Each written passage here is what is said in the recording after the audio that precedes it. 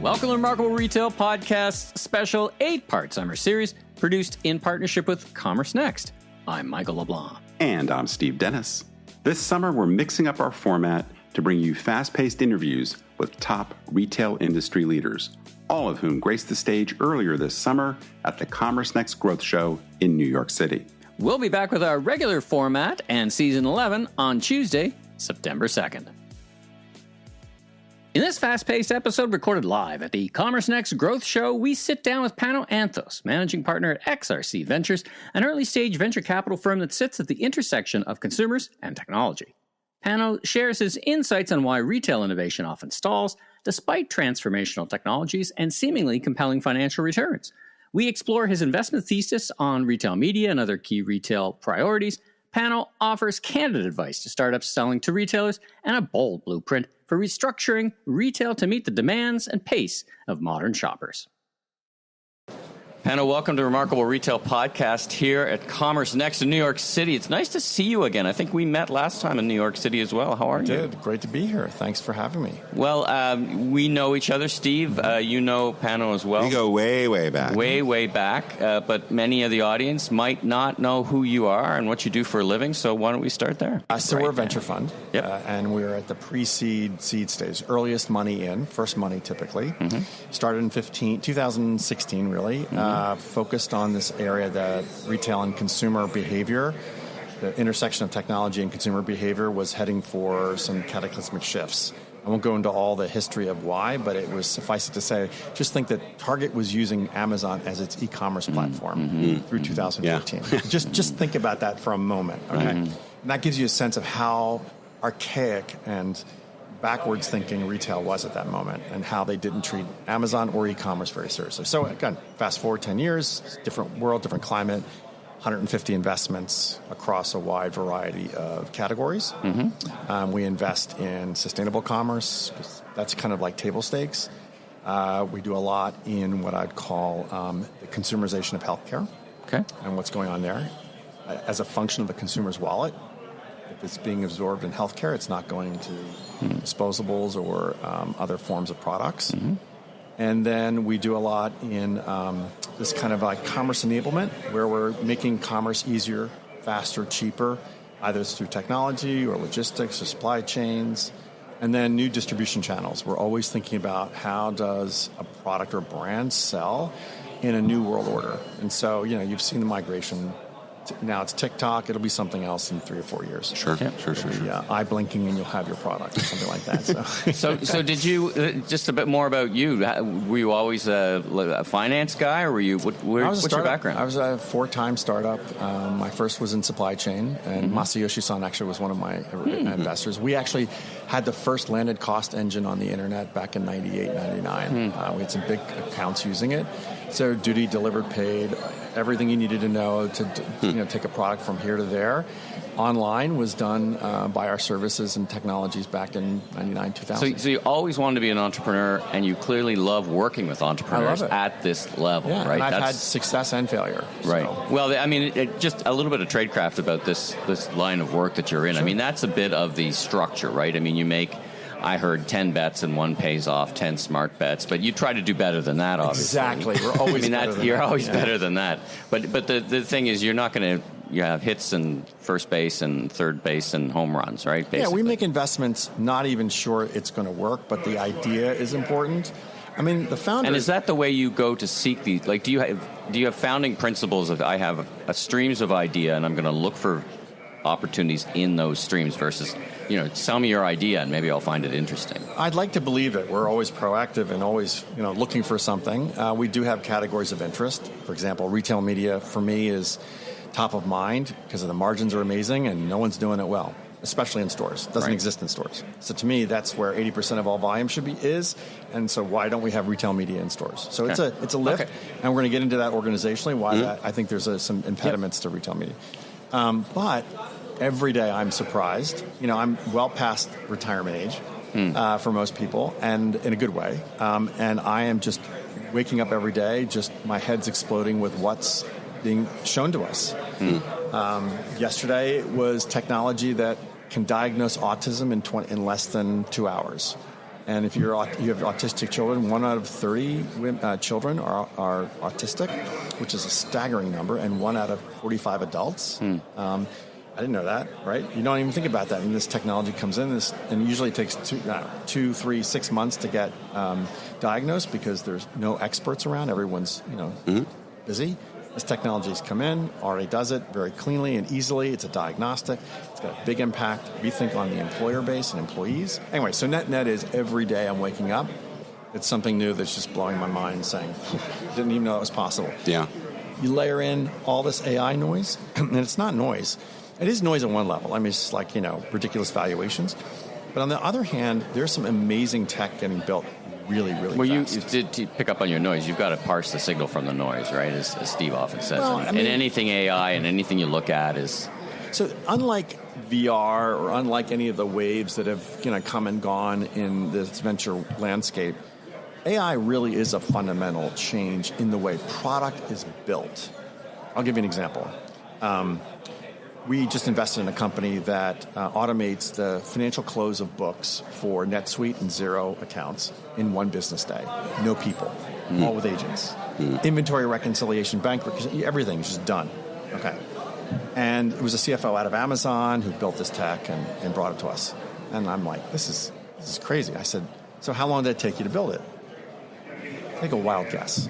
And how many people? I'm prompting you. Yeah, I was going to say, you're sort of setting up. I'm sure it's like one person in 3 days. It will be 3 years and 500 people. It'll be days. 3 months, weeks. 1 person. Yeah. 3 months, 1 person. I mean, that's insane. Yeah. It would have taken a league of people and product developers and blah, blah, blah, and designers and so forth. It's just all like the speed of development is unlike anything I've ever seen.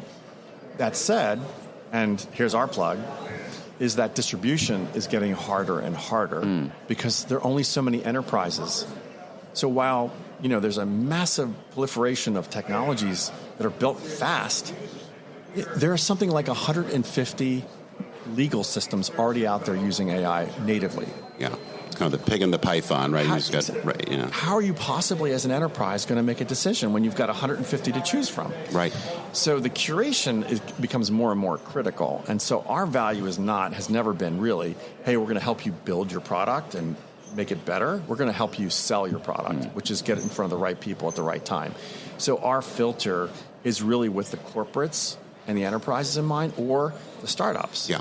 Right? Yeah. And that's how our whole go-to-market is. If I can sell it, meaning not us, if we can sell it, if it matches well to the market needs, we'll jump in if the founder's the right founder and all the other pieces. So a couple things maybe to get into in the limited time we have with you. One is, and you've alluded to retail media networks, but as you think about the focus areas that you're very, very interested in, and maybe just kind of give us a snippet of what the premise is and what you're seeing. And then the other side is getting the retailers to actually take action, whether they're investing with you or with one of your portfolio companies. But obviously there is that side, and we've talked about that before. Just the difficulties in getting retailers to innovate. So maybe a little bit on the investment thesis side, a little bit on the retailer innovation side. So retail media is one of the big ones because the gross margins are so insane that it just doesn't make any sense that every retailer is not doing it. Although it does make sense why they're not, and we'll talk about that. The second area that I think is really important that is also suffering from a lack of, not a lack of need, a huge need, but just a lack of awareness is spatial intelligence in stores. You're blind. Store operators are completely blind. They have maybe a counter at the front of the store, and they've got the checkout process, and so they have an in and out, but everything in between is a black box, and no one has any idea what's going on. And frankly, when you pitch these people, they go, what would I do with this data? You just go, tell an e-commerce director, you go in blind and just see how far that gets. Yeah. So we just don't have the level of sophistication, I hate to say it that way, or precision that we do in e-commerce in stores. Sure. So that's a second really, really big area. Third area, as I said, is healthcare has been nonstop in terms of innovation right now because it's such a big portion of a wallet. Right. We have a company that's reduced the cost of radiology by 70%. And radiology is 10% of all healthcare costs. Really? Wow. So you take a major retailer with, say, 70,000 employees, it'll put $12 million of bottom line cash, EBITDA, in the retailer's bank. Was that one imaging you're talking about? Yes. Okay. Like you show any other program that's going to do that in less than a year, unheard of. Sure. So there are some really big shifts that have financial implications. They may not show up in the store, but they impact employees. And that employee benefit story, so we've all tried, we've seen the solutions, make your employees more productive, teach them more, blah, blah, blah. It doesn't work. Turnover rates are over 60%. Right. Cost of turnover is super high, $3,000 or $4,000 employee, plus. So you're talking about a massive burn of cash to keep these people in business or with you. So employee benefits can have an enormous impact in retention if done right. Right? So you get this kind of ancillary, by giving them better benefits, you create more loyalty, which creates more retention. And we can talk in hours about that. Yeah. We'll be right back with Pano Anthos, founder and managing partner at XRC Ventures, right after these messages. Promotional support for the show comes from Find Mine. Why choose between brand storytelling and driving business results when Find Mine delivers both? Find Mine's innovative enterprise platform generates breakthrough customer experiences for top brands like Lululemon and Ann Taylor. And this fall, Find Mine's democratizing the magic with a new GPT-style system for marketers, merchandisers, and product managers that adds improved features to your customer journey without enterprise contracts or getting stuck in product development backlogs. To get a jump on the competition, join the waitlist today at findmine.com/remarkable retail. Physical retail isn't dead, but boring, unremarkable retail is dead or dying. So how do you become the compelling signal amid all the noise, distraction, transformative new technologies, and escalating competition? If you haven't read Remarkable Retail, How to Win and Keep Customers in the Age of Disruption, Steve's first best-selling book, what better time than now? You'll learn the most important trends shaping modern retail today, explore Steve's 8 Essentials of Remarkable Retail strategic framework, and be inspired to rise above the rest. Remarkable Retail is available just about everywhere books are sold, as well as on Audible and as an ebook on Kindle for just $9.99. Promotional support for the Remarkable Retail podcast is provided by Crave Retail. What's retail's biggest blind spot? The fitting room. A shopper wants to buy, but can't get the help they need. That's why global brands partner with Crave Retail, the market leader in smart fitting rooms. Crave connects that moment to your business, giving shoppers a voice, associates real-time alerts, and teams the data to buy smarter. The result? Higher conversion, better decisions, a seamless experience. Learn how fast you can elevate your fitting rooms at craveretail.com. So let's talk then about the buy side, because when I talk to you and I talk to other investors or technology companies and I see some of these business cases, and it just seems pretty obvious, notwithstanding there are always implementation challenges. I'm not saying it's a slam dunk, but what from your point of view keeps the retailers from moving at the pace they need to, adopting the kinds of things they need to? So it's become way too bureaucratic and way too many cooks in the kitchen, to be blunt. So think of a classic retail organization, right? You have a CEO, you have a CFO, you have a head of supply chain, pick your head of stores, head of e-commerce, blah, blah, blah. And they're all warring tribes. They all got their own P&L, their own fighting for resources, and they're not working together, right, despite what anyone says. They don't really work together. And no one has a throat to choke. Who do you go after? Who says this is not working? If your store traffic is dropping, who do you blame? Well, it's merchandising. We don't have the right product. Right. No, it's marketing. We don't have the right. Sure. So they're pointing fingers at each other. No, you need one person who's responsible for traffic and sales. Period. Full stop. No matter where it is, stores or e-commerce. Right. And so it's not a zero-sum game. It's a 1 + 1 = 3 game. But that's not how we're organized. Yep. And so you end up with, well, he said, she said. And I mean, if I told you some of the stories, you know these, but I'm not a retailer. But I've told some of the stories about people fighting, senior executives fighting over whether the sweater should be folded or open on a floor. Right. It's like, really? That's all you have time to think about is arguing about that kind of nonsense instead of major lifts in your business? Right. It's mind-boggling. So how do, I guess, on the one hand, I've had 2 jobs at companies where this was my major thing to figure out. So I've lived this, but I've also lived it for 25 years. So I think that this idea of single view, the customer is the channel, as I like to say, not the silo things, I'm hardly the only person to have pointed this out, right? So for years and years and years, and I think the implications of this, like it's so easy. I always tell stories about when I was at Neiman Marcus, like how we would fight between the two channels. I'm like, I think it's the same customer, right? So what's your advice on how to change this? Like, because I feel like literally change the organization. You have to change titles and hierarchies, and there has to be someone who essentially. I think the CEO is outward facing, right? In my mind, that he or she is dealing with the street and the board and blah blah blah, right? Yep. But they're not, and they set strategy, but they're not executional in nature. Right. Oh, yeah. Sometimes I ask, who's responsible for the customer experience of this company? Well, I guess that would be our CEO. And I said, so no one's responsible for it because it's impossible. Exactly. Yes. There's no time for it. I mean, there are some amazing merchants out there who have walked the floor and really have an eye for merchandising and have done a phenomenal job in making sure their stores are amazing for what they do. But most people have an organizational structure. It's political in nature. It's warring tribes. And then we bring AI in, it's only making it worse. Right. Because effectively everyone's now automating their own thing better, but they're not working together at all. Right. So it's like just faster, worse. They're going different directions faster, basically. Exactly. Right. So it really means you have to start, the CEO has to appoint, and I hate to use the word chief customer officer because it doesn't have enough to it. It's got to be like, I'm the boss. Operational COO should run everything, and everyone reports. Any operational role reports, and the CFO obviously is next to the CEO. But at the end of the day, that person is responsible for the sales engine. Period. Full stop. Right. E-commerce and stores, doesn't matter, right? And the comp plan has to reflect that, which it doesn't today. Yes, generally. Well, would you say? I mean, I'm aware that Sam's Club has their COO is called like the end-to-end chief operating officer or something, and I think that's closer maybe to what you're talking about. But is there anybody that you see coming close to doing it? No, I haven't seen it yet, and we're working with a major consulting firm who also believes that this is the only way path forward. Because at the end of the day, so why do I care? I mean, do I care about politics and organizations? I'm a venture fund. Why should I even care remotely about that? Right. Because technology can't be adopted if it's not embraced. It's not embraced if you're fighting over, well, why do I need this? Right. If the technologists are saying, this will change store experience, and the store people go, I don't want this. I don't have time for this. I got to keep my store, blah, blah, blah, right? So they're fighting over this. Yeah. And because the store people don't have the vision, not all store people, so don't take that the wrong way, but the store people have such a low-level responsibility, and I say low-level, such a front line. Right. I got to keep the cash registers running and blah, blah, blah. They don't have time for all this. Showtime on Saturday morning, unlock the doors. Right. People are here, we got to treat them amazing, and all that other stuff's just got to wait. Right.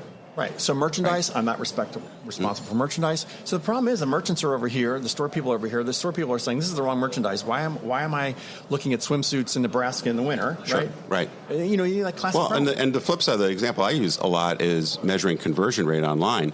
We know that 60 to 70% of traffic online drives people to the stores. Absolutely. So the more you try to drive conversion on the website, you're basically trying to get this fish into the net here, when actually what that customer is going to do or wants to do is buy in the store. They're just researching online or and checking the store inventory. People should be telling the e-commerce people, go, because you're help You're not fighting with me, right? Exactly, but they're fighting over that same dollar. So a litany of issues, many of which are not new to the industry.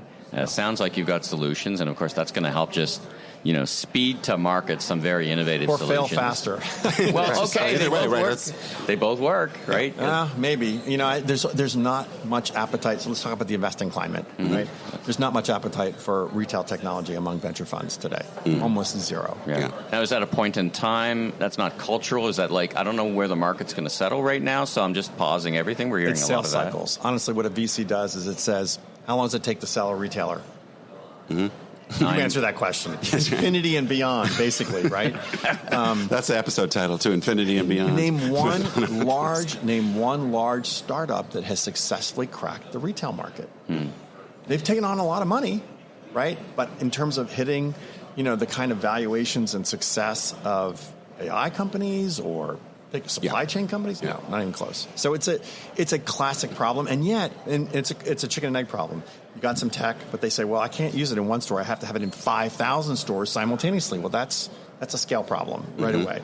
There's no crawl, walk, run strategy for the retail community because they don't have it built into their organization. Right. They're so P&L focused as I got to solve this problem today. Right many now. do have stores of the future, though. Like they've all failed. I mean, do you know anything is still alive, Steve?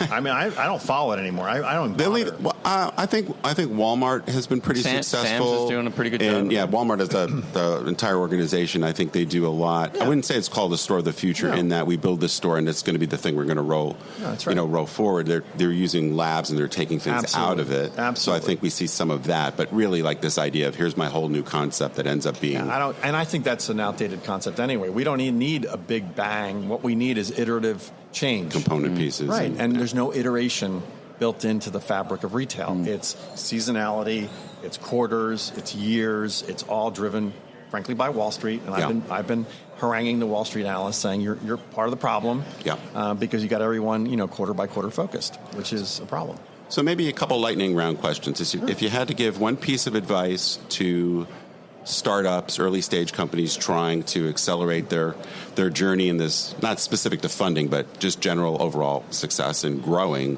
what would it be? And then if you're on the retail innovation side, and you're not able to completely change the organization, but maybe get a little bit more traction, do you have a piece of advice for either side? I think it's all about returns. So retailers are motivated by returns today. And so if you are a startup, I would not I would be very candid and honest about what your return profile looks like, meaning what's the financial returns. And if it's not cash in the bank as an EBITDA or top line revenue growth, that's material, not 2%, 3%. Yeah. I mean, how many vendors are out here today talking about 5%, 6%? No, it's got to be like ridiculous. And that's hard. Yeah. It's a lot easier to kind of... And it's just a quick question on that, because I have kind of a similar perspective, but you obviously do this way more than I do. Is that a little bit of this, we can only work on 4 or 5 things, and so this might be positive, but if it's 18th in my return, it never happens. The top 3. If you're not in the top 3 of a CFO... The rest is de minimis, right? I can't I don't have time for it. It's around here. And I don't have the budget for it, and that's another issue, right? Yeah. But they don't have a budget because they're not very profitable, right? So it's a chicken and egg problem. And they don't have the tenacity to stick through failures. I mean, the other thing is you got to learn how to fail and fail fast in retail. I'll talk about that in a minute. But on the startup side, maybe really candid what your ROI is. And you should shut your company down if you don't have a really material impact in the business. Like, just be honest. If you're at 2%, 3% impact, I think that's a huge waste of everyone's time, honestly. It's just not going to get any traction. Yeah. The startup community, however, the consumer brand business, which we actually do a lot of work and research right now, we're tracking about 2 million consumer brands monthly now. Wow. That is a fertile territory for startup growth. So we're actually moving a lot of startups away from the retail community into the consumer brand community around e-commerce, supply chain, material manufacturing, anything that's around that kind of development of consumer brands, that's going to be a high growth area. And is that kind of an under adoption of technology, more of a D2C kind of driven thing? Like what's the main thing driving that shift towards CPG? Well, it's not CPG, it's consumer in general. Oh, consumer in general. I'm sorry. Yeah. It's just, there's many more of them being built every day, right, than there are retailers. Right. In fact, it's the other direction on the retail side. So we talked about this earlier. Vertical brands and vertical retail is growing dramatically. And so in some categories, in apparel especially, you're going to see more and more vertical brands building their own stores. They're going to be far more interested in technology that maps the entire process because they didn't come up in this organizational nightmare. They don't have the innovator's dilemma, right? Exactly. Yeah. And they're building for the future from day one. And the CEO is the founder in many cases. And so they're driving hard around one common cause, which is the customer. Yeah.